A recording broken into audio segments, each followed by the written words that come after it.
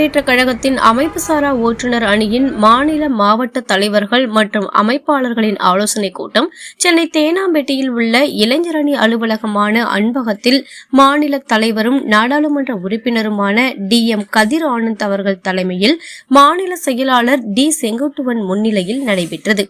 இந்த ஆலோசனைக் கூட்டத்தில் மார்ச் 1 அன்று பிறந்தநாள் காணும் தமிழக முதல்வரும் கழக தலைவர் தளபதியாரின் பிறந்தநாளை கொண்டாடும் வகையில் தமிழகம் முழுவதும் உள்ள அந்தந்த பகுதிகளில் வெகு விமர்சையாகவும் நலத்திட்ட உதவிகள் இனிப்புகள் வழங்கியும் கொண்டாடுவோம் என்று தீர்மானம் நிறைவேற்றப்பட்டது.